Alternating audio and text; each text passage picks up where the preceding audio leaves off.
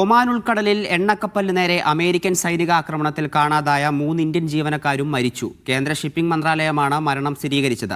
ആക്രമണത്തിന് പിന്നാലെ ഇവരെ കാണാനില്ലായിരുന്നു. അപകടത്തിൽപ്പെട്ട കപ്പലിലെ 21 ജീവനക്കാരെ നേരത്തെ രക്ഷപ്പെടുത്തിയിരുന്നു.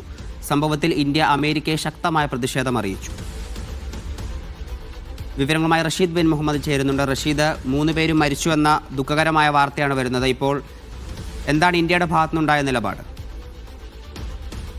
കഴിഞ്ഞ ദിവസം ഉണ്ടായിട്ടുള്ള ഈ ആക്രമണത്തിൽ 3 ഇന്ത്യക്കാരെ കണ്ടെത്താൻ ആയിരുന്നില്ല. പിന്നീടാണ് ഇന്ന് നടത്തിയിട്ടുള്ള തെരച്ചിലാണ് ഈ 3 നാവികരുടെയും മരണം സ്ഥിരീകരിച്ചിരിക്കുന്നത്. വിദേശകാര്യ മന്ത്രാലയവും അതോടൊപ്പം തന്നെ ഷിപ്പിംഗ് മന്ത്രാലയവും നേരിട്ടാണ് ഇക്കാര്യം സ്ഥിരീകരിച്ചിട്ടുള്ളത്. ഇവരുടെ മൃതദേഹങ്ങൾ ഉടൻ നാട്ടിലേക്ക് എത്തിക്കാനുള്ള ശ്രമങ്ങൾ തുടരുന്നു എന്നുള്ളതാണ് ഇപ്പോൾ വിദേശകാര്യ മന്ത്രാലയം വ്യക്തമാക്കിയിരിക്കുന്നത്. അതേസമയം കഴിഞ്ഞ ദിവസം ഉണ്ടായിട്ടുള്ള ഈ ആക്രമണത്തിൽ 21 ഇന്ത്യക്കാരെ രക്ഷപ്പെടുത്തിയതായും ഇവരിൽ ചില ആളുകൾക്ക് നേരിയ തോതിലുള്ള പരിക്ക് സംഭവിച്ചതായും അറിയാൻ സാധിക്കുന്നുണ്ട്. ഈ പരിക്കേറ്റവർക്ക് തുടർ ചികിത്സകൾ നൽകി വരികയാണ് എന്നുള്ള കാര്യമാണ് വിദേശകാര്യ മന്ത്രാലയം ഇപ്പോൾ അറിയിച്ചിട്ടുള്ളത്. ഈ രക്ഷപ്പെടുത്തിയിട്ടുള്ള 21 പേരെയും സുരക്ഷിതമായിട്ടുള്ള സ്ഥാനത്തേക്ക് മാറ്റുകയും ചെയ്തിട്ടുണ്ട്. അതോടൊപ്പം തന്നെ നിലവിൽ കണ്ടെത്തിയിട്ടുള്ള 3 പേരുടെ മൃതദേഹങ്ങൾ ഉടൻ തന്നെയും അവരുടെ നാടുകളിലേക്ക് തിരിച്ചെത്തിക്കാനുള്ള നടപടികൾ എംബസിയുമായി ഒക്കെ തന്നെയും കേന്ദ്രീകരിച്ചുകൊണ്ട് നടത്തി വരികയാണ് എന്നുള്ളതാണ് ഇപ്പോൾ വിദേശകാര്യ മന്ത്രാലയം അറിയിച്ചിരിക്കുന്നത്. അതോടൊപ്പം തന്നെ ഇത്തരത്തിലുള്ള ആക്രമണത്തെ ശക്തമായിട്ടുള്ള രീതിയിൽ തന്നെ ഒരു പ്രതിഷേധം ഇപ്പോൾ ഇന്ത്യ അറിയിച്ചിരിക്കുകയാണ്. അതായത് ഏതെങ്കിലും തരത്തിൽ ഇത്തരത്തിലുള്ള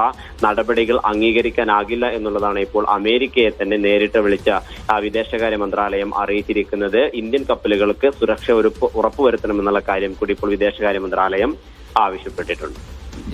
ഒമാൻ ഉൾക്കടലിൽ എണ്ണക്കപ്പലിന് നേരെ അമേരിക്കൻ സൈനികാക്രമണത്തിൽ കാണാതായ 3 ഇന്ത്യൻ ജീവനക്കാരും മരിച്ചു എന്നുള്ളതാണ്. റഷീദ് ബിൻ മുഹമ്മദാണ് വാർത്തയുടെ വിശദാംശങ്ങൾ നൽകിയത്.